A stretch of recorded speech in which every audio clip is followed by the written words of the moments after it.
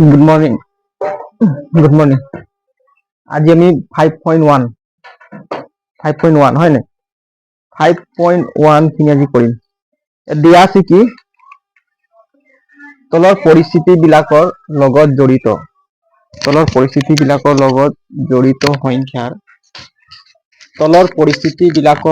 জড়িত সংখ্যাৰ তালিকা বিলাকৰ কোনবিলাক সমান্তৰাল প্ৰগতি গঠন কৰিব আৰু কিয় কৰিব। এতিয়া তলৰ কিছুমান পৰিস্থিতি দিছে, প্ৰব্লেম দিছে। এতিয়া কোনবিলাক মানে সমান্তৰাল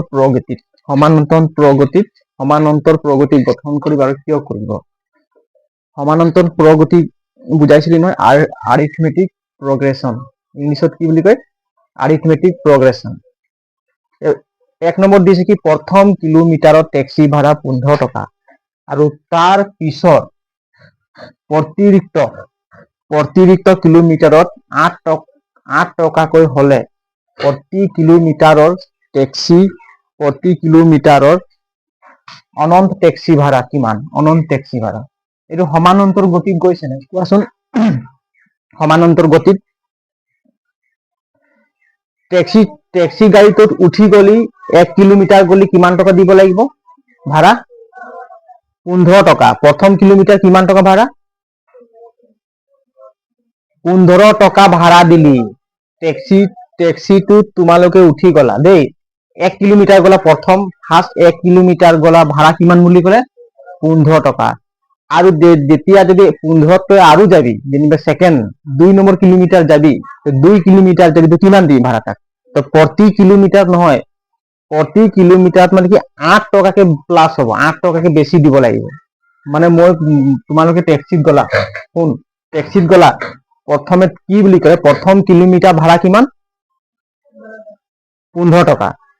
তাৰপিছত আকৌ যিমান কিলোমিটাৰ যাবি তাতকৈ 8 টকাকে বেছি দিব লাগিব পইচা। কিমান দিব লাগিব? পাৰ কিলোমিটাৰ 8 টকা বেছি দিব লাগিব। মানে কি চা, প্ৰথম কিলোমিটাৰ গলি 15 টকা পইচা দিলি নাই, 1 কিলোমিটাৰ কিমান গলি? 15 টকা। তো তই কি কৰিলি, মই 2 কিলোমিটাৰ আহিলো, তই ভাড়া কিমান দিবি? 15। প্ৰতি কিলোমিটাৰ 8 টকা বেছি দিব লাগিব। কিমান দিবি? 23 টকা। কিমান দিবি? 23 টকা। 3 কিলোমিটাৰ গলি কিমান ভাড়া দিবি? কিমান দিবি? 23 হ'ব। কিমান? 23 প্লাস 8 কিমান হ'ব? 8 3 11 3 31 টকা। 4 কিলোমিটাৰ গলি ভাড়া কিমান দিলি? 31 প্লাস 8 9 49 কিমান দিলি? 39 হ'ব নেকি? 39 বুজি পালি নাই? প্ৰথম 1 কিলোমিটাৰ গলি তাক ভাড়া দিলি 15 টকা, হয় নাই? তো তই গাড়ীটোত নমা নাই কিন্তু উঠিয়ে আছো, তো তই তোৰ যাবলগীয়া কিলোমিটাৰ, তই 3 কিলোমিটাৰ যাব লগা আছে। তো তই 3 কিলোমিটাৰ গলি ভাড়া কিমান দিলি? 31 টকা। বুজি পালি নাই? এইটো কেনেকৈ বাঢ়িলে? মানে অতিৰিক্ত কিলোমিটাৰ যিবিলাক গ'ল, প্ৰতিটো কিলোমিটাৰ 8 টকা বেছি দিব লগা হৈছে নে? তো এইটো সমান্তৰাল গতিত বাঢ়িছে না নাই বঢ়া কোৱাচোন? বাঢ়িছে, সমান ভাৱে বাঢ়িছে, হয় নাই? প্ৰতি আমি 15 টকা ললে সেকেন্ড কিলোমিটাৰ 8 টকা বাঢ়িছে, ইয়াতো 8 টকা বাঢ়িছে, ইয়াতো 8 টকা বাঢ়িছে। প্ৰতিটো কিলোমিটাৰ 8 কে বাঢ়ি গৈ আছে, 8 টকা বাঢ়ি গৈ আছে। গতিকে এইটো সমান্তৰাল প্ৰগতিত আছে। বুজি পালি নাই? সমান্তৰাল প্ৰগতিত আছে। এইটো কৰিম, এটি কেনেকৈ চোৱা, মই লিখি দিছো ভালকে।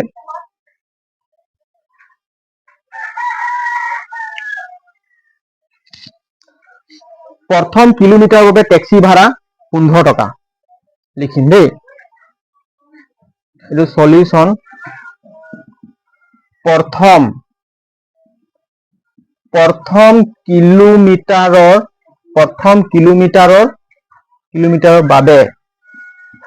কিলোমিটাৰৰ বাবে টেক্সি ভাড়া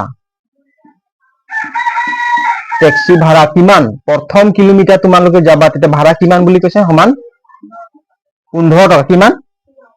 15 টকা। A = 15 টকা। প্ৰথম কিলোমিটাৰৰ টেক্সি ভাড়া কিমান? 15 টকা। মানে A1, আমি A1 বুলি ধৰিছো দেই। প্ৰথম কিলোমিটাৰৰ টেক্সি ভাড়া কিমান? 15 টকা। পদটোক্তি অনুসৰি প্ৰত্যেক অতিৰিক্ত কিলোমিটাৰৰ টেক্সি ভাড়া। এতিয়া অতিৰিক্ত কিলোমিটাৰ টেক্সি ভাড়া কিমান বুলি কৈছে? এই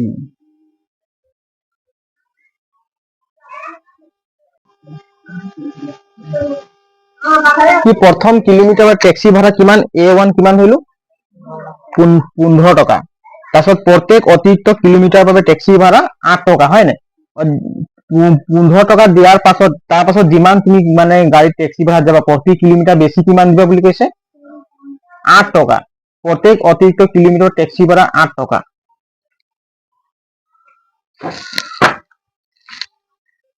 প্ৰত্যেক অতিৰিক্ত টেক্সি ভাড়া কিমান দিবা প্ৰথমে কিলোমিটাৰ গলা তুমি কিমান টকা দিলা 15 টকা তাৰ পাছত কি কৈছা প্ৰত্যেক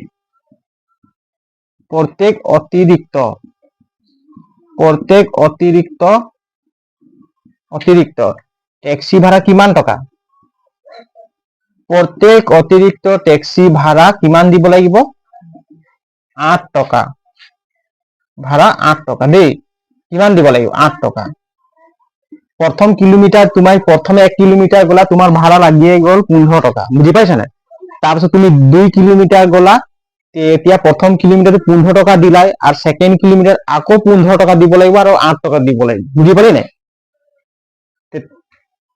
তাৰ পাছত এতিয়া 2 নম্বৰ কিলোমিটাৰ 2 কিলোমিটাৰৰ টেক্সি ভাড়া কিমান হ'ব তুমি গলা কিমান 2 কিলোমিটাৰ 2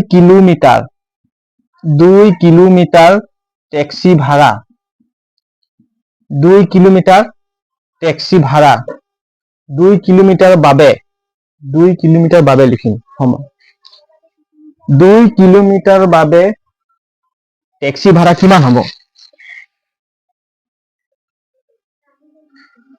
2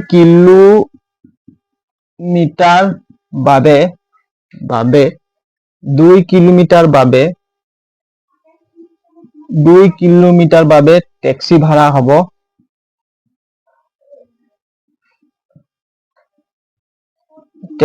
হ'ব কিমান হ'ব 2 কিলোমিটাৰ কিমান হ'ব টেক্সি ভাড়া 15 তুমি দিবাই হয় নাই তাৰপিছত প্লাস 8 টকা যোগ হ'ব নাই কিমান টকা হ'ব 23 টকা বুজি পালি নাই 2 কিলোমিটাৰ এইটো A1 আছিল এইটো কিমান হ'ব A2 তাৰপিছত 3 কিলোমিটাৰ বাবে টেক্সি ভাড়া কিমান হ'ব এইটো A3 কিমান হ'ব এইটো 23 হয় নাই 23 প্লাস 8 কিমান হ'ব 8 3 11 2 3 31 টকা কিমান টকা 31 টকা ঠিক তেনেকৈ 4 কিলোমিটাৰ গলা তুমি কিমান গলা 4 কিলোমিটাৰ তুমি 4 কিলোমিটাৰ বাবে টেক্সি ভাড়া কিমান দিলা A4 হয় নাই কিমান হ'ব 31 প্লাস 8 ইকুয়াল কিমান 39 টকা কিমান টকা হল 39 টকা তো ইয়াত এটা কি সমান্তর প্রগতি বাঢ়িছে নে চোৱাচোন 15 টকা 8 টকা যোগ হল হয় না ইয়াত 8 টকা যোগ হল 31 পইচা ইয়াত 8 যোগ হল 39 এটা সমান্তর প্রগতিত বাঢ়ি গৈ আছে বুজি পালি নে গতিকে এইটো সমান্তর প্রগতিত আছে নে নাই আছে গতিকে এইটো কি সমান্তর প্রগতিত আছে এটা 1 কিলোমিটার 2 কিলোমিটার ট্যাক্সির ভাড়া আমি লিখি দিম চোৱা ইয়াত লিখিছো এতেকে 1 কিলোমিটার কমা 2 কিলোমিটার কমা 3 কিলোমিটার কমা 4 কিলোমিটার হয় নাই ট্যাক্সি ভাড়া ক্রমে কিমান ট্যাক্সি ভাড়া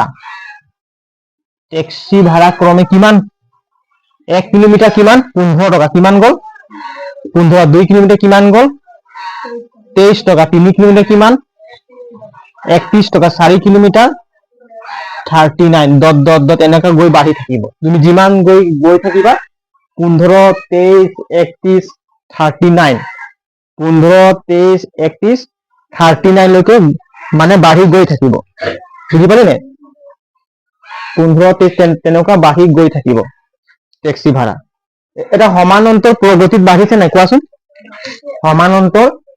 সমান্তৰ প্ৰগতিত বাঢ়ি গৈ আছে এইটো লিখিলো আছে সমান্তৰ প্ৰগতিত বাঢ়ি গৈ আছে প্ৰথমে তুমি 1 কিলোমিটাৰ গলা 15 টকা আৰু 8 টকা বাঢ়ি গ'ল, 23 টকা দিব লাগে ভাড়া, আকৌ 8 টকা বাঢ়ি গ'ল 31 টকা, আকৌ 39 টকা।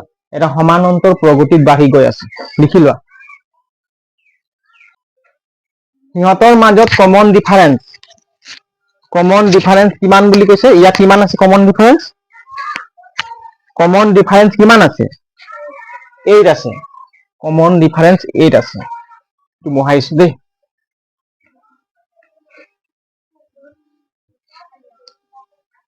কমন ডিফাৰেন্স উলিয়াব হলে second terms minus first terms, এটা কি পাম? কমন ডিফারেন্স পাম। কমন ডিফারেন্স উলিয়াবলৈ হলে সেকেন্ড টাৰ্মসৰ পৰা বিয়োগ কৰিব লাগিব কোনটো টাৰ্মস? প্ৰথম টার্মস পদ বুলি কয়। ইংলিছত কি বুলি কয়? ইংলিছত পদ নকয়, অসমীয়াত পদ বুলি কয়, হয় নাই? ইংলিছত টার্মস বুলি কয়। এতিয়া চোৱা, এতিয়া a2 minus a1 কিমান? a2 minus a1 আমি কিমান পালো? a2 কিমান আছে? 23 কিমান আছে? a1 কিমান? a1 কিমান? 15 নহয় জানো? 15 কিমান পালো? ইজুকেল 8 টকা। কিমান? 8 টকা, মানে 8 বুলি ধৰ, হয় নাই? তাৰপিছত কি আহিব? a3 minus কিমান? a2, বুজি পালি নাই? a3 minus a2 কিমান হ'ব? a3 কিমান আছে? 31 কিমান আছে? 31 a2 কিমান আছে? 23 কিমান পালো? ইজুকেল 8 টকাই পালো নাই? 8 টকা। ঠিক তেনেকুৱা a4 minus a3, a4 কিমান আছে? 39 নেকি? 39 minus a3 কিমান আছে? 31, এইটো হয় নাই? 8 টকা। চোৱাচোন, তিনটাৰ মাজতে কমন ডিফাৰেন্স কিমান পালো? সমান সমানৰ কমন ডিফাৰেন্স কিমান আছে? 8 কমন ডিফাৰেন্স গৈ আছে। গতিকে আমি কব পাৰিম যে কি এইটো এটা সমান্তৰাল প্ৰগতিত আছে বুলি। বুজি পালি নাই? এতেকে আমি ইয়াক কব পাৰিম কি এইটো সমান্তৰাল প্ৰগতিত আছে বুলি আমি কব পাৰিম। যদি কমন ডিফাৰেন্স যদি বেলেগ বেলেগ থাকিলেহেঁতেন তেতিয়া আমি কব নোৱাৰিলোহেঁতেন। বুজি পালি নাই? এতেকে a2 minus a1 equal a3 minus a2 equal কিমান? a4 minus a3। এই তিনিওটা কি আছে? কমন ডিফারেন্স সমান সমান আছে। আছে নাই? তিনিওটা কমন ডিফারেন্স সমান সমান আছে, গতিকে আমি কব পাৰিম কি এইটো সমান্তৰাল প্ৰগতিত আছে। এই তিনিটা সমান সমান আছে। আৰু d কিমান আছে? d জুকেল কিমান আছে? 8। d কিমান আছে? d মানে কি? d মানে কমন ডিফারেন্স। d মানে কি? মানে ডিফারেন্স। d মানে কি? কমন d মানে ডিফারেন্স বুলি কবি, হয় নাই? গতিকে সিহঁতৰ মাজত এই তিনিটাৰ মাজত যিমান আছে যে সিহঁতৰ মানে কি টাৰ্মছৰ মাজত কিমান আছে? ডিফাৰেন্স কিমান আছে? 8 আছে। সিহঁতৰ টাৰ্মছৰ মাজত পদৰ মাজত কিমান ডিফাৰেন্স আছে? 8 আছে। গতিকে d আমি কিমান পালো? সমান সমান পালো নাই? সবতে সমান সমান পালো। গতিকে আমি কব পাৰিম কি গতিকে এইটো সমান্তৰাল প্ৰগতিত আছে। গতিকে এইটো সমান্তৰাল প্ৰগতিত আছে। বুজি পালি ক? আছে। যদি কমন ডিফাৰেন্স বেলেগ বেলেগ থাকিলে আমি কি কব পাৰিলোহেঁতেন? সমান্তৰাল প্ৰগতিত নাই, আৰিথমেটিক প্ৰগ্ৰেছন নাই, হয় নাই? কমন ডিফাৰেন্স যদি বেলেগ বেলেগ থাকে আমি কব নোৱাৰিলোহেঁতেন, হয় নাই? আমি এইটো কব নোৱাৰিলোহেঁতেন যিটো আৰিথমেটিক প্ৰগ্ৰেছন নাই বুলি কম, হয় নাই? এই লিখি লোৱা, বেছি টান নহয়, লিখি লোৱা।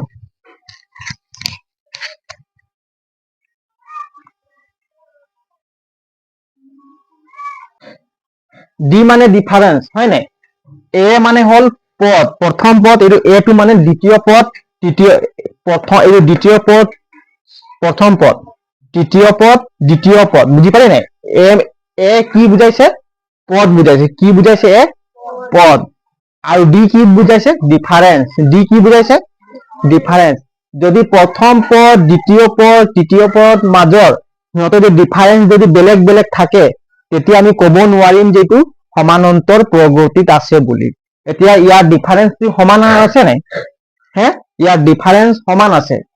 সমান আছে, গতিকে আমি ক'ব পাৰিম কি এইটো সমান্তৰাল প্ৰগতিত আছে বুলি। এই লিখিলো আৰু 2 নম্বৰটো কৰাম। এই 2 নম্বৰটো কি কৈছে, এটা গেছ চিলিণ্ডাৰৰ পৰা পঢ়চোন, এটা গেছ চিলিণ্ডাৰৰ পৰা ভেকুৱাম পাম্প এটাই এবাৰত চিলিণ্ডাৰত থকা বায়ুৰ 1/4 অংশ নিষ্কাশন কৰিলে সেই চিলিণ্ডাৰটোত প্ৰতিবাৰ নিষ্কাশনৰ পিছত ৰৈ যোৱা বায়ুৰ পৰিমাণ। এতিয়া চোৱা, এটা গেছ চিলিণ্ডাৰ থাকে নাই, ভেকুৱাম পাম্প মানে বুজি পাইছ না? ভেকুৱাম পাম্প কাক কয়? ভেকুৱাম পাম্প এটা পাম্প হয়, মানে কি তাক যদি তই ভেকুৱাম মানে কি ভিতৰৰ মানে কি গেছ মানে বাহিৰ কৰি দিয়ে। নিষ্কাশন মানে কি বাহিৰ কৰি দিয়ে, নিষ্কাশন মানে কি বুজাইছে বাহিৰ কৰে। তই যদি ভেকুৱাম পাম্পটোত এবাৰ যদি চেপি দিবি, তেতিয়া সি মানে কি ভিতৰৰ হাৱাটো টানি লৈ আনে বা ভিতৰৰ গেছটোক টানি লৈ আনে। তো এবাৰত কিমান টানে বুলি কৈছে?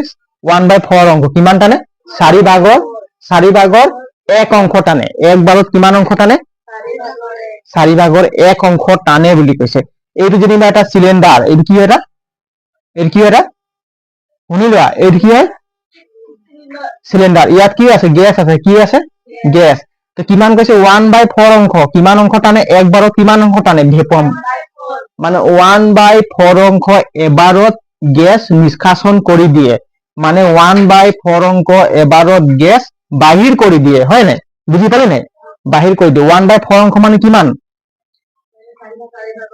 ইয়াক আমি 4 ভাগ কৰি দিলো, না 4 ভাগ? 1 ভাগ মানে এবাৰতে বাহিৰ কৰি দিয়ে, বুজি পালি নাই? সেইটোকে 1/4 অংশ, বুজি পালি নাই? 1/4 অংশ এবাৰতে বাহিৰ কৰি দিয়ে। এতিয়া এই অংকটো আমি কৰাৰ আগত কেনে কৰিব লাগে চোৱা। এতিয়া আমি ধৰি ল'ম, ধৰা হ'ল চিলিণ্ডাৰত থকা বায়ুৰ পৰিমাণ। এতিয়া বায়ু কিমান আছে আমি ধৰি ল'ব লাগে দেই।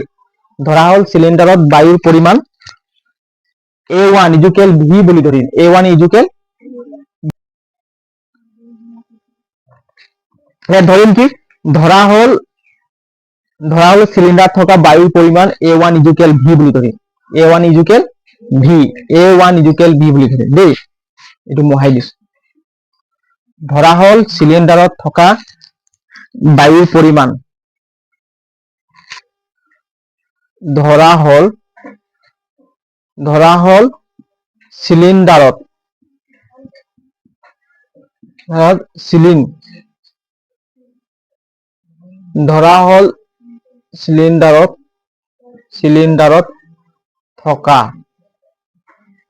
চিলিণ্ডাৰত থকা বায়ুৰ পৰিমাণ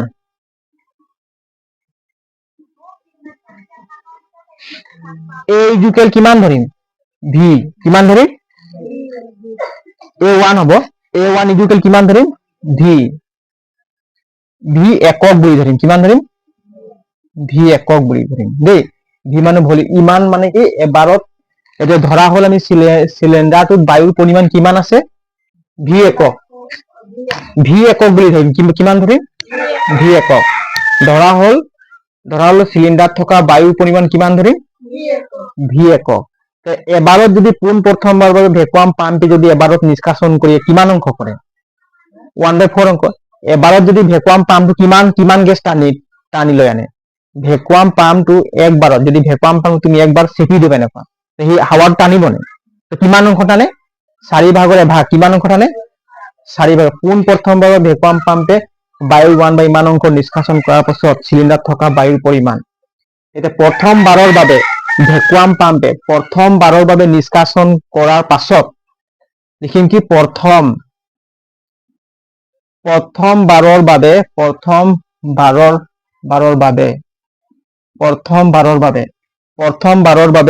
নিষ্কাশন কৰাৰ পিছত, প্ৰথমবাৰৰ বাবে নিষ্কাশন মানে ভেকুৱাম পাম্পে নিষ্কাশন কৰে নাই?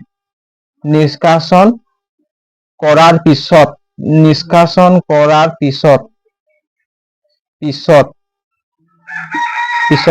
চিলিণ্ডাৰত থকা বায়ুৰ পৰিমাণ, চিলিণ্ডাৰত থকা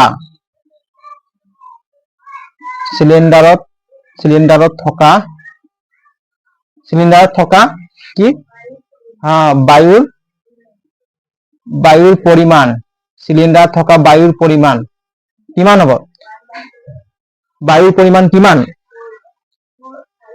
প্ৰথমবাৰৰ বাবে 1/4 অংশ নিষ্কাশন প্ৰথমবাৰৰ বাবে 1 এটি ইয়াত দিব দেই 1/4 অংশ লিখিছো মই পাহৰি গৈছিলো বুজি পালি নে প্ৰথমবাৰৰ বাবে 1/4 অংশ নিষ্কাশন কৰাৰ পিছত সিলিণ্ডাৰত থকা বায়ুৰ পৰিমাণ কিমান থাকিব এতিয়া সিলিণ্ডাৰটোত বায়ু কিমান আছে বুলি ক'লো মই ভি একক কিমান আছে ধৰি লৈছো সিলিণ্ডাৰটোত বায়ু কিমান আছে ভি একক তো ইয়াৰ পৰা যদি প্ৰথমবাৰৰ বাবে কিমান নিষ্কাশন কৰিলে 1/4 অংশ 1/4 অংশ মানে কিমান ভি ইকুৱেল 4 এইটো হ'ব বুজি পালি নে এইটো মানে 1/4 মানে কি ভি ডিভাইডেড বাই 4 অংশ মানে কি ভি ডিভাইডেড বাই 4 অংশ মানে কি বুজি পালি এই যিমানটো ভলিউম আছে ৰে 4 ভাগ কৰা পাৰি হয় নে এই ভলিউমটো মানে 4 ভাগৰ এভাগটো লৈছে বুজি পালি নে মানে এই ভলিউমটোক 4 ভাগ কৰি পিনে মানে অনলি 1 ভলিউম লোৱা হৈছে বুজি পালি নে মানে এই ভলিউমটো যদি ভি আছে ভি ভলিউম আছে ইয়াক আমি 4 ভাগ কৰিছে কিমান 4 ভাগ কৰি এভাগ ভিটোৱে লৈছে 1/4 অংশ এতিয়া আমি ক্যালকুলেশন কৰিম কিমান পাম ইকুৱেল লখাও কিমান হ'ব 4 ইয়াৰ 1 আছে তলত 1 এ ডিভাইডেড কৰিলে কিমান যাব ভি তলত কিমান আছে 1 1 এ 4 হৰণ কৰিলে কেইবাৰ যাব 4 বাৰ যাব তো ইয়াত কিমান থাকিব 4v কিমান থাকিব 4v মাইনাস 4 এ হৰণ কৰিলে কেইবাৰ এবাৰ গল তো কিমান থাকিল v বুজি পালি নাই v ইকুৱেল কিমান হ'ব এটো সমান চিন দিছ 4v আৰু v কৰিলে কিমান হ'ব 3v কিমান হ'ব 3v/4 এবাৰত কিমান অংশ থাকিব এবাৰ যদি সিলিন্ডাৰ ভ্যাকুয়াম পাম্পে 1/4 অংশ দি নিষ্কাশন কৰি দিয়ে তেতিয়া সিলিন্ডাৰটোত বায়ু কিমান পৰিমাণ থাকি যাব 3v/4 অংশ থাকি যাব কিমান অংশ থাকিব 3v/4 একক থাকি যাব 4 একক থাকি যাব ইয়াৰ পৰা লিখি ল ইয়াত কিবা বুজি নোপোৱা কিবা ডাউট আছে নেকি হে অলপ এই অংকবোৰ কৰিবি বেছি টান নাই দেই অলপ পঢ়িবি যদি ভি একক যদি ভি একক থাকিব সিলিন্ডাৰটোত কিমান বায়ু আছে বুলি ক'লে মই টোটেল ভি একক এবাৰত ভ্যাকুয়াম পামে কিমান টানিলে 4 ভাগৰ 1 অংশ টানি ললে তেতিয়া কিমান অংশ থাকিব তাত কিমান অংশ থাকিব 4 ভাগৰ 3 ইনটু ভি অংশ থাকিব হয় নাই যদি এইটো যেনিবা ভি অংশ আছে এইটো যেনিবা সিলিন্ডার এই যেনিবা সিলিন্ডার 4 ভাগ কৰিলো ইয়াত টোটেল ভলিউম কিমান মানে ভি বুলি ধৰিলো কিমান ধৰিলো ভি তো এক ভাগ গুছিয়ে গল এক ভাগ গুছি গল মানে কিমান 4 ভাগৰ এভাগ গুছি গল হয় নাই কিমান গল 4 ভাগৰ এভাগ গুছি গল কিমান থাকিব ইয়াত 3v/4 থাকিব নাই হে 3v/4 থাকিব 3v/4 থাকিব লিখা হল এটো মুহাইব লাগিব ইয়াত মই ইয়াত a2 হ'ব দেই মই a2 দিয়া নাই a2 প্ৰথম পদত ভলিউম আছে কিমান প্ৰথম টাৰ্মছত ভলিউম আছে v হয় নাই প্ৰথম টাৰ্মছত কিমান আছে v আৰু দ্বিতীয় টাৰ্মছত কিমান থাকিল মানে 1/4 অংশ গুছি গল কিমান থাকিল 3v/4 অংশ থাকিল 3v/4 অংশ থাকিল শুন প্ৰথম টাৰ্মছত কিমান ভলিউম আছে বুলি কৈ মই সিলিন্ডাৰটোত ভলিউম ভি একক কিমান ভি একক প্ৰথমবাৰ আছে ভ্যাকুয়াম পাম্প মাৰিলে a1 হয় নাই তেতিয়া কিমান অংশ গুছি গল 1/4 অংশ গুছি গল তাৰ পাছত এতিয়া মাৰিম কি দ্বিতীয়বাৰ তেতিয়া কিমান হ'ব এই যে দ্বিতীয়বাৰ ভ্যাকুয়াম পাম্প মাৰিলে কিমান দ্বিতীয়বাৰ হয় নাই দ্বিতীয়বাৰ নিষ্কাশন কৰিলে ডাইৰেক্ট লিখিছো দেই নিষ্কাশন দ্বিতীয়বাৰ নিষ্কাশন দ্বিতীয়বাৰ নিষ্কাশন 1/4 অংশ কৰাৰ পিছত 1/4 অংশ কৰাৰ পিছত সিলিন্ডাৰটোত কিমান অংশ থাকি যাব দ্বিতীয়বাৰ কৰা 1 অংশ কৰাৰ পিছত সিলিন্ডাৰত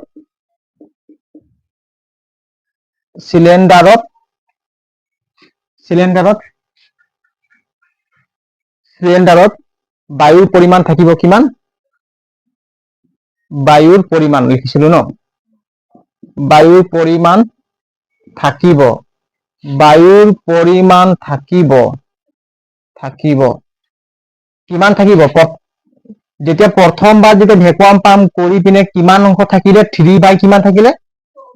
3/v/4, হয় নাই? তাৰপিছত দ্বিতীয়বাৰ ভেকুৱাম পাম্প মাৰিলে তেতিয়া কিমান মাইনাছ হ'ব ইয়াৰ পৰা? 1/4 অংশ মাইনাছ হ'ব। কিমান হ'ব? 1/4 অংশ কাৰ পৰা মাইনাছ হ'ব? 3v/4 এইটো হ'ব। 3v 1/4 একেটাই হ'ব এইটো। 3v/4 -1/4 কিবা ভুল লিখিছো মই।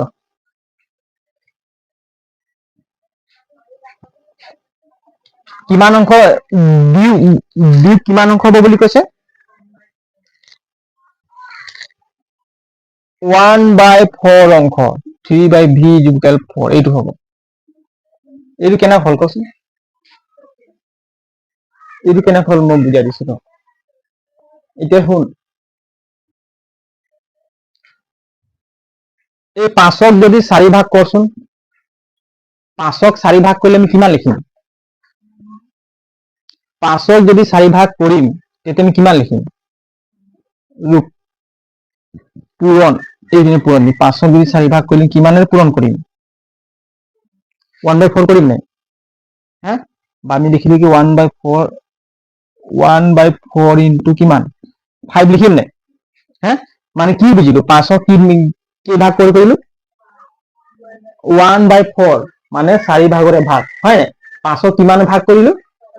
এভাগ, মানে ইজুকেল কিমান হ'ব? 5/4। বুজি পালি নাই? তো ঠিক তেনেকুৱা এতিয়া ইয়াৰ কিমান অংশ বিয়োগ হ'ব বুলি কৈছে? 3/4 অংশ। কিমান অংশ? এতিয়া 3/4 অংশ, এতিয়া 3/4 অংশৰ 4 ভাগৰ এভাগ ল'ম। কিমান ল'ম? 4 ভাগৰ এভাগ ল'লে কিমানেৰে পূৰণ কৰিব লাগে? 1/4ৰে পূৰণ কৰিব লাগিব। বুজি পালি নাই এতিয়া? মানে 5ক যদি, এতিয়ালৈকে ভালদৰে ক্লিয়াৰ হোৱা নাই ৰ, এইটো সব ষ্টুডেণ্টৰে এইটো প্ৰব্লেম দিব চা। তোমাক যদি কম 10ক, এই 10 হয় নাই? 10 আছে। ইয়াক যদি মই কম 10ক যদি কম 4 ভাগৰ 1 অংশ মাইনাছ কৰ বুলি কম, কিমান অংশ মাইনাছ কৰিবা? কিমান অংশ মাইনাছ কৰিবা? পূৰণ কিমান? 1/4, 4 ভাগৰ 1 অংশ হয় নাই? এইটো কেনচেল কৰিলে কিমান যাব? যাব নে হৰণ? হা? যাব নে? এই হৰণ যাব নে 10? 2.5 যাব নে? হা? 10ক কিমান হৰণ কৰিলে কিমান যাব? 4ৰে? 4 2 গুণ 8, 2.20, এইটো 2.5 হয় নাই? হে? মানে 2.5 মানে 10ৰ পৰা কিমান বিয়োগ কৰিব লাগিব? 2.5 মানে 4 ভাগৰ 1 অংশ বিয়োগ কৰিলো নাই? 10ৰ পৰা আমি কিমান বিয়োগ কৰিলো? 2.5 মানে 1/4 অংশ বিয়োগ কৰিলো। বুজি পালি নাই? 1/4 অংক বুজি, মানে 1/4 অংশ, 10ৰ পৰা 1/4 অংশ আমি মাইনাছ কৰিলো। এতিয়াও নাই পোৱা বুজি? হে? নাই পোৱা তো বুজি ৰ, এতিয়াও বুজি পোৱা নাই। মই 100 দি দিম তেতিয়া বুজি পাই যাব। এইটো চোৱা 100, 100 হয় নাই? 100ৰ পৰা মই যদি কম 1/4 অংশ মাইনাছ কৰা, তুমি কিমান মাইনাছ কৰিবা? 100ৰ পৰা মই কম যে 1/4 অংশ মাইনাছ কৰা বুলি ক'লে কিমান মাইনাছ কৰিবা? 100ৰ পৰা যদি 1/4 অংক মানে 100ক তুমি 4 ভাগ কৰি পিনে তাৰ এভাগটোক মাইনাছ কৰিব লাগিব। 1/4 অংশ মানে কিমান? 1ক যদি মই দুভাগ কৰিম বুলি ক'লে কেনে কৰিবা? 1ক দুভাগ কৰিম বুলি কেনে কৰিবা? 1ক দুভাগ কৰচোন, কিমান? তলত 2 দি দিলে কিমান হ'ব? আধা হ'ব নে? হ'ব নে?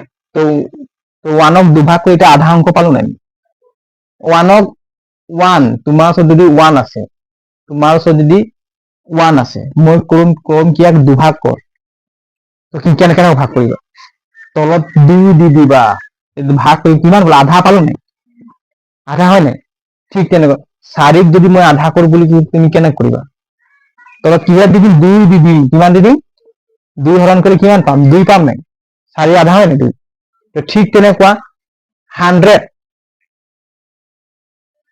তোমাক যদি মই কম 1ক যদি তুমি 4 ভাগ কৰাচোন তেতিয়া কিমান?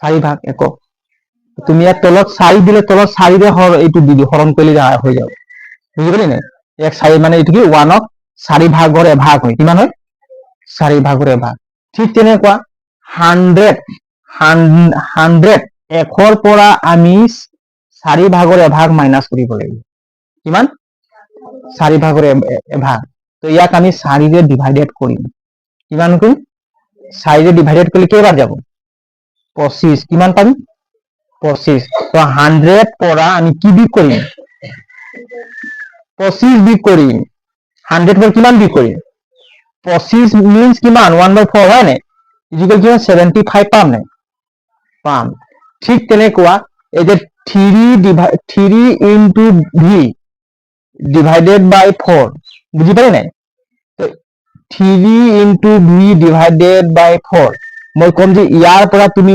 1/4 অংশ মাইনাছ কৰিব লাগে কিমান অংশ 1/4 অংশ মাইনাছ কৰিব লাগে বুলি কম ঠিক তুমি ইয়াৰ পৰা কি লিখিব 1/4 অংশ হয় নাই 1/4 এ তুমি হৰণ যাব নাই সেইকাৰণে 3v/4 ওলাইছে লিখিছো বুজি পালে নাই এতিয়া ইয়াক তুমি ক্যালকুলেশন কৰিব নোৱাৰা বুজি পাইছা নাই সেইকাৰণে 3 ইনটু v ডিভাইডেড বাই 4 মাইনাছ 1/4 ইনটু 3v ডিভাইডেড বাই 4 এতিয়া অলপ চলপ বুজি পাইছো নে আকৌ নাই পোৱা এনে কৰিছো পাই আছেন কোচোন হে না নাই পোৱা দীপা নাই পোৱা কেনে লাগিছে হে নাই পোৱা তো বুজি এতিয়ালৈকে না মই বুজাব পৰা নাই নেকি ভাল অংকটো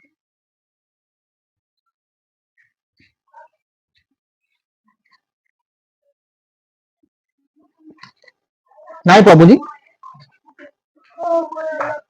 হা আকৌ বা বুজাইছা অলপ কি বুজি এতিয়া মই যদি কম 10 পৰা তোমাক কম যে কি 4 ভাগৰ 1 অংশ মাইনাছ কৰিম বুলি কম 10 পৰা কিমান অংশ মাইনাছ কৰিম বুলি কম 4 ভাগৰ 1 অংশ মাইনাছ কৰিম বুলি এটা 10 4 ভাগৰ 1 অংশ কিমান 10 4 ভাগৰ 1 অংশ কিমান এটো 10 আছে নাই 10 আছে নাই হ্যাঁ 10 4 ভাগৰ 1 অংশ উলিয়াবলৈ হলে আমি কিহেৰে পূৰণ কৰিম 1/4 ৰে পূৰণ কৰিব লাগিব কি মানে 1/4 1 ৰে পূৰণ কৰিলে আমি ইয়াৰ পৰা কি পাম 10 4 ভাগৰ 1 অংশ পাম বুজি পালে নাই মানে 10 minus 1/4 into 10 এইটো বুজি পালে নাই এটা ক্যালকুলেশন কৰিব লাগে ঠিক তেনেকুৱা 3 into v divided by 4 ইয়াৰ পৰা আমি 4 ভাগৰ 1 অংশ মাইনাছ কৰিব লাগে সেই কাৰণে লিখিলো কি মাইনাছ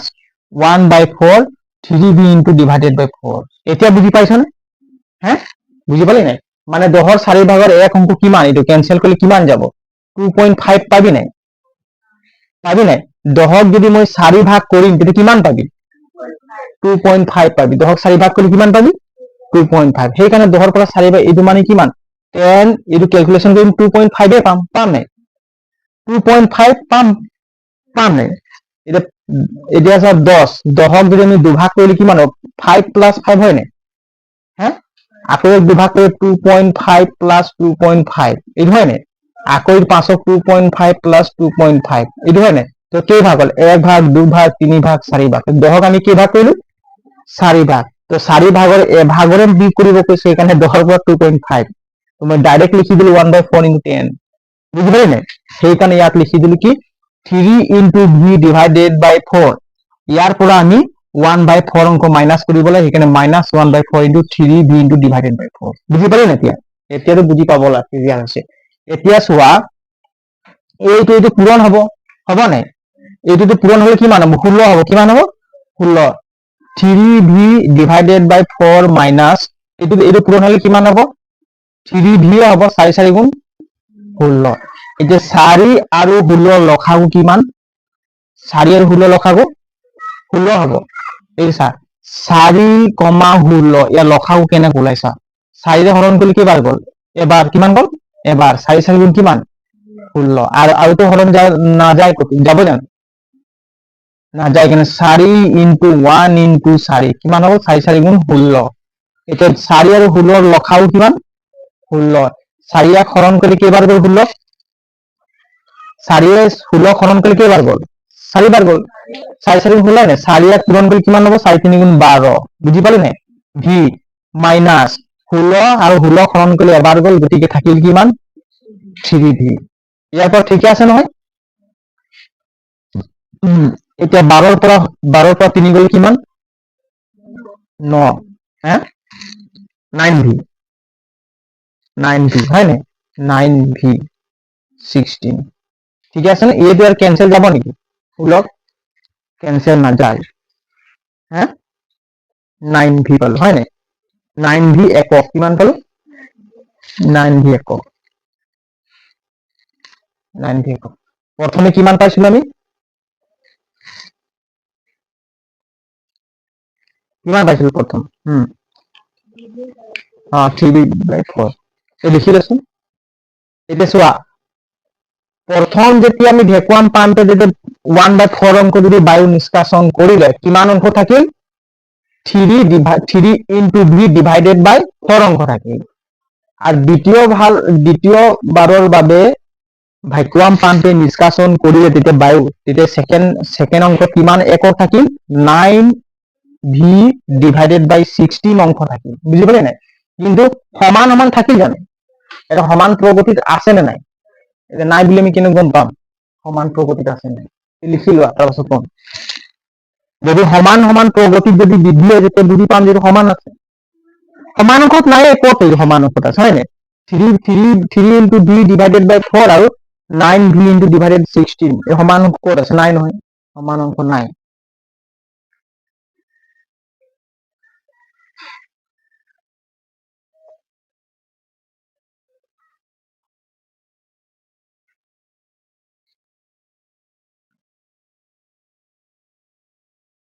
therefore আমি লিখি দিই ডাইরেক্ট এটাকে a2 minus a1 হয় নাই তাহলে কি হইব a3 minus a2 এটো কিমান হ'ব not equal সমান নহয় বুঝি পালে নাই not equal গতিকে এটো কি সমান মানে সমান্তর প্রগতিত নাই ডাইরেক্ট লিখি সমান্তর বেশি এইবোৰ কৰিব না এক মাৰ্কৰ সমান্তৰ প্ৰগতিত নাই হয় না সমান্তৰ কি প্ৰগতিত নাই বেশি দিফেলে কৰিব নালাগে সমান্তৰ প্ৰগতিত নাই এই বিক কৰলে আমি মানে এটো সমান নাপামে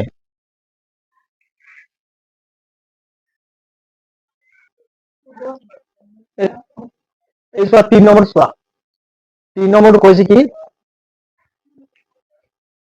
3 নম্বৰটো কৈছে এটা কুঁৱা খান্দুতে প্ৰথম মিটাৰৰ খৰচ 150 150 টকা আৰু তাৰ পিছৰ প্ৰতি মিটাৰত 50 টকাকৈ লাগিলে প্ৰতি মিটাৰ খন্দাৰ পিছত কুঁৱা খন্দাৰ খৰচ কিমান যেতিয়া মানুহ এজন আহিলে কুঁৱা খান্দিবলৈ তেওঁ ক'লে কি 1 মিটাৰ যেতিয়া প্ৰথম 1 মিটাৰ খানিম আমাক কিমান দিব লাগিব 150 টকা দিব কিমান দিব লাগিব 150 টকা তাৰ পাছত যিমান মিটাৰ খানি গৈ থাকি মানে ভিতৰলৈ গৈ থাকি হয় নাই প্ৰতি মিটাৰত 50 টকাকে আমাক আৰু এক্সট্ৰা দিব লাগিব বুলি কৈছে প্ৰতি মিটাৰ কিমান দিবলৈ এক্সট্ৰা প্ৰথম 1 মিটাৰ খানি দিলে তাৰ 150 টকা লাগিয়ে গ'ল আকৌ 2 মিটাৰ খানি দিলে কিমান লাগিল 50 টকা কিমান লাগিল 150 আৰু কিমান 50 200 টকা লাগি গ'ল হয় নাই আকৌ 3 মিটাৰ খানি দিলে কিমান লাগি গ'ল 200 প্লাস 50 আকৌ 4 মিটাৰ খানি দিলে কিমান লাগিল তেনেকুৱা মানে 50 বৃদ্ধি হৈ গৈ আছে বুজি পালে নাই তেনেকৈ 50 বৃদ্ধি গৈ আছে এতিয়া লিখিম কি প্ৰথম মিটাৰৰ বাবে খৰচ কিমান বুলি ক'লে এটা কুঁৱা খান্দুতে প্ৰথম মিটাৰ খৰচ কিমান 150 টকা কিমান প্ৰথম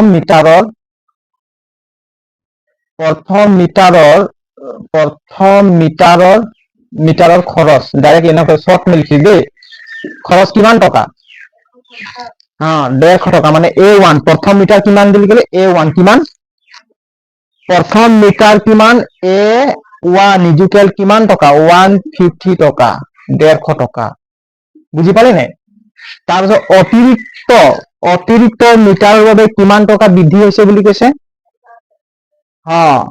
অতিৰিক্ত মিটাৰৰ বাবে অতিৰিক্ত মিটাৰৰ বাবে 50 টকা বৃদ্ধি হৈছে হয় নাই 50 টকা 50 টকা লাগিছে লিখিছো, বুজি পালি নাই? একদম সহজ ভাষাত লিখিছো, 50 টকা লাগিছে। গতিকে প্ৰথম মিটাৰৰ কিমান হল? A1 ইকুৱেল কিমান? 150 টকা। তাৰপিছত দ্বিতীয়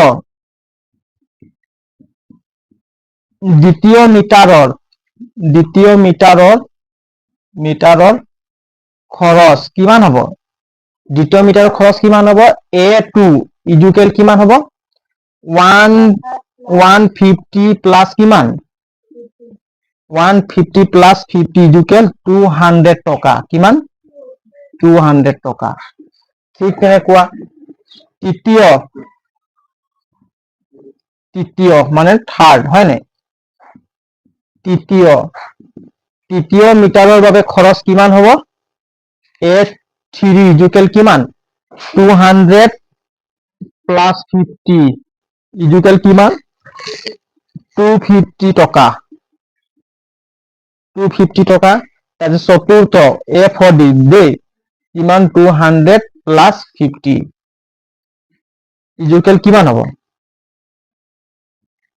250 হ'ব নহয়? 250 প্লাস ইকুৱেল 300, কিমান হ'ল? 300 টকা। বুজি পালি নাই? 300 টকা। তো প্ৰতিটো মিটাৰত কিমানকে বৃদ্ধি হৈছে? 50 টকাকে। কমন ডিফাৰেন্স কিমান? 50। কমন ডিফাৰেন্স ডিজিটেল কিমান? 50। এতিয়া আমি লিখি দিব পাৰো 1 মিটাৰৰ বাবে খৰচ, লিখা হ'ল এইটো। ইয়াত মই লিখি দিছো এতেকে প্ৰথম 1 মিটাৰ, 2 মিটাৰ, 3 মিটাৰ, 4 মিটাৰ, হয় নাই?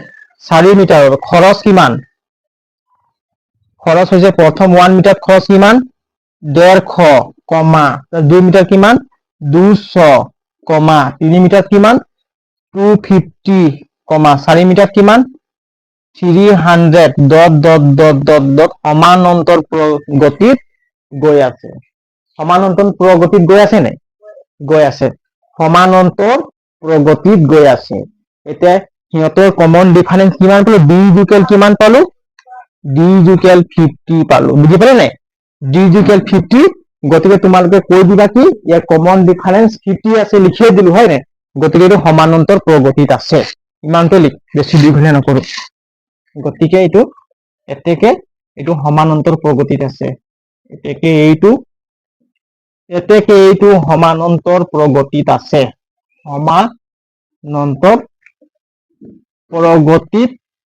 সমান্তৰাল প্ৰগতিত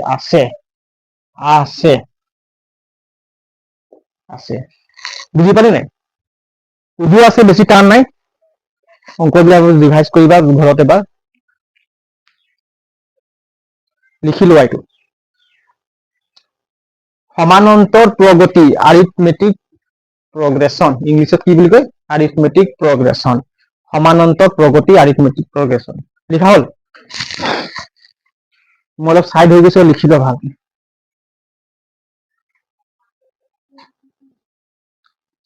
চোৱা 4 নম্বৰ কি লিখা আছে? 4 নম্বৰ চোৱা। 10,000 টকা বছৰি 8% মিশ্ৰ 8% মিশ্ৰ সুতৰ, হয় নাই? কি বুলি? Compound interest. ইংলিছত কি বুলি কয় মিশ্ৰটো? কম্পাউণ্ড ইণ্টাৰেষ্ট হাৰত জমা কৰিলে সেই একাউণ্টত প্ৰতি বছৰে থাকিব লগা ধনৰ পৰিমাণ। প্ৰতি বছৰে ধনৰ পৰিমাণ।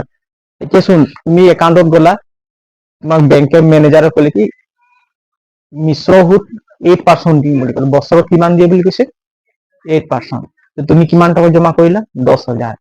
তুমি 10,000 টকা ডিপজিট কৰি দিলা, জমা কৰি দিলা।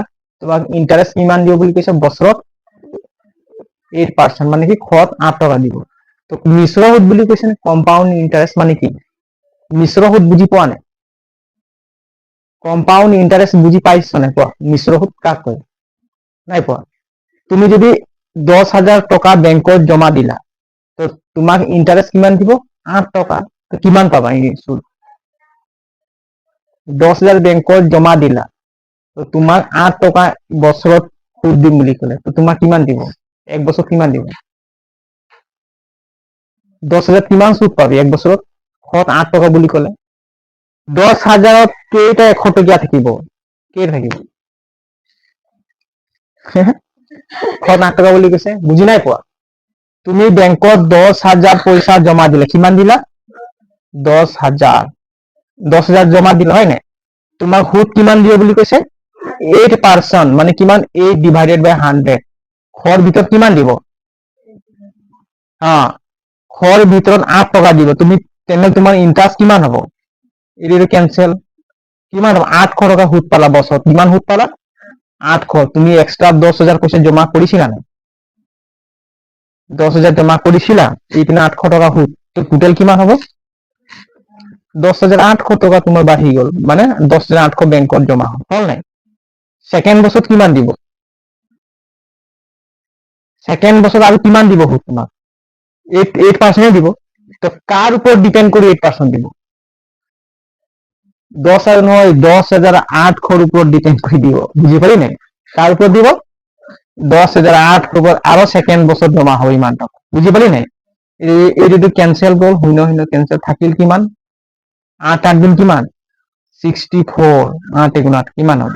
ছেকেণ্ড বছৰত কিমান সুদ বাঢ়িলে? 864 পালা। বুজি পালা নাই? তোমাৰ বেংকত কিমান পইচা থাকিল? 10,864 ছেকেণ্ড বছৰত। বুজি পালি নাই? আকৌ 3 নম্বৰ বছৰত চোৱা, 3 নম্বৰ বছৰত কাৰ ওপৰত তোমাক ডিপেণ্ড কৰি পইচা দিব? ইয়াৰ পৰা তোমাৰ ইণ্টাৰেষ্ট বাঢ়ি থাকিব। বুজি পালি নাই? 100। তেনে ইয়াক হৰণ কৰিলে কিমান যায় পাছত কেলকুলেশ্যন কৰিব পাছত। বুজি পাইছা নাই? তো এনেকুৱা মানে কি, এই কম্পাউণ্ড এইবিলাকক কয় কি? মিশ্ৰ সুদ বুলি কয়। কি বুলি কয়? মিশ্ৰ সুদ, কম্পাউণ্ড ইণ্টাৰেষ্ট বুলি কয়। তেনেকৈ কম্পাউণ্ড ইণ্টাৰেষ্ট হ'লে আমাৰ লাভ হয়, হয় নাই? পইচা বেছি পায় না মানুহ। প্ৰথম বছৰত তুমি 10,000 থলা, তোমাক 10,000ৰ পৰা ডিপেণ্ড কৰি তোমাক 8% দিলে। তোমাক সুদে মূলে পইচাটো বাঢ়ি গ'ল 10,800 টকা, হয় নাই? মানে সুদ মিলাই পিনে ছেকেণ্ড বছৰত 10,800, আকৌ থাৰ্ড বছৰত তুমি 10,800ৰ ওপৰত ডিপেণ্ড কৰি 8% সুদ দিব। বুজি পালি নাই? আকৌ যিমান বাঢ়িব, আকৌ সেই টোটেল পইচাৰ ওপৰত ডিপেণ্ড কৰি সুদটো বাঢ়ি গৈ থাকে। তোমাৰ যিমান দিন বাঢ়ি গৈ থাকে, ইমান ইমান পইচা বৃদ্ধি হৈ গৈ থাকিব। সেইবিলাকক কোৱা হয় কি? মিশ্ৰ সুদ, কম্পাউণ্ড ইণ্টাৰেষ্ট। বুজি পালি নাই? কম্পাউণ্ড ইণ্টাৰেষ্ট, কম্পাউণ্ড ইণ্টাৰেষ্ট বুজি পালি নে? এতিয়া চোৱা, মানুহজনে কৈছে কি? কম্পাউণ্ড ইণ্টাৰেষ্ট, এতিয়া এক বছৰত